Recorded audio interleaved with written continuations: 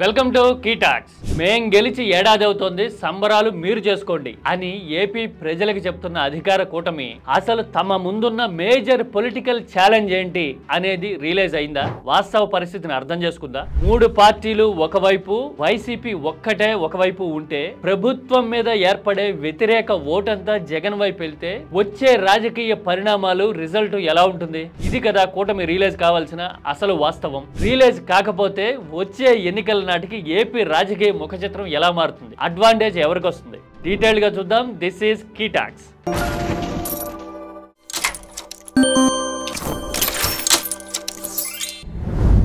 అన్ని పార్టీలు మూకుమ్మడిగా ఉంటే కూటమి అదే బలం, బలగం అని కొన్నిసార్లు అనిపించవచ్చు. కానీ కాలక్రమేణా అదే బలహీనత కూడా అవుతుంది. ఎందుకు అంటే ఏ ప్రభుత్వం మీదైనా సరే యాంటీ ఇన్కంబెన్సీ, ప్రజల్లో వ్యతిరేకత అనేవి సహజంగా వస్తాయి. అందులోనూ హామీల విషయంలో చంద్రబాబు ట్రాక్ రికార్డును బట్టి గానీ, హ్యాండ్లింగ్ బట్టి గానీ చూస్తే ఈ అవకాశము, ఈ ప్రమాదం కూటమికి మరింత ఎక్కువగా ఉంటాయి. మరి అలాంటప్పుడు ఆ వ్యతిరేక ఓటంతా ఆల్టర్నేటివ్ గా ఉన్న జగన్ వైపే కదా వెళ్ళేది.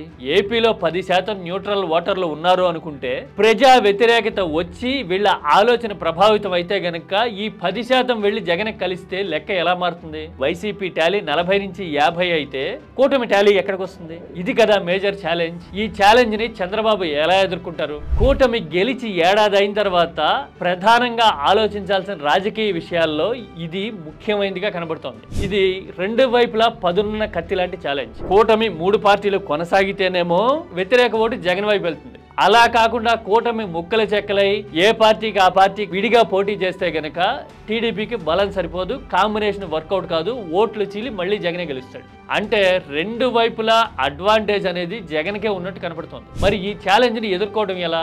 అలా ఏముంటుంది? కలిసిగట్టిగా పోటీ చేస్తున్న పార్టీలు ఇప్పుడు బీహార్ లాంటి చోట్ల కంటిన్యూస్ గా అధికారంలోకి లేవా అని కొందరు పొలిటికల్ లాజిక్ అమాయకంగా చెప్పొచ్చు. కానీ బీహార్ లో చూస్తే మేజర్ పార్టీలు 8 నుంచి 9 ఉన్నాయి.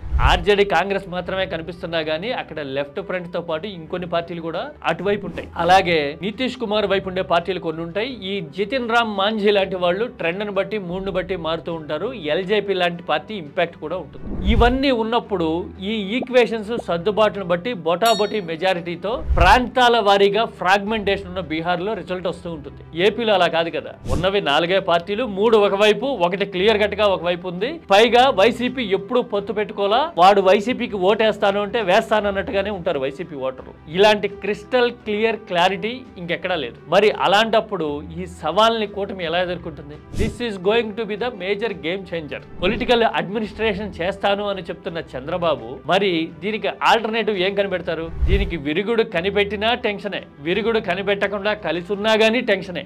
ఇదే కూటమి సర్వైవల్ మీద, వచ్చే ఎన్నికల్లో ఫలితాలు, పరిణామాల మీద ప్రభావం చూపించబోయే ప్రధానమైన విషయం. ఎందుకు అంటే ఏపీ అనేది రాజకీయ అసంతృప్తికి అడ్డా. నేను కని విని ఎరగని సంక్షేమం చేశా అని చెప్పిన పార్టీ మట్టి కరవడం చూసాం. అలాగే నేనుంటేనే మీకు భవిష్యత్తు అని ఎన్నికలకు వెళ్తే 2019లో ఆ ఎజెండా కూడా నేల నాకటం చూసాం. అంటే ఏ రకంగా చూసినా గానీ ఏపీలో యాంటీ ఇన్కంబెన్సీని చేత్తో పట్టుకోలేరు, అంత తేలిగ్గా తట్టుకోలేరు. మరి కూటమి ఎలాంటి వ్యూహంతో వెళ్తుంది? మీరేమంటారు? This is కీటాక్స్.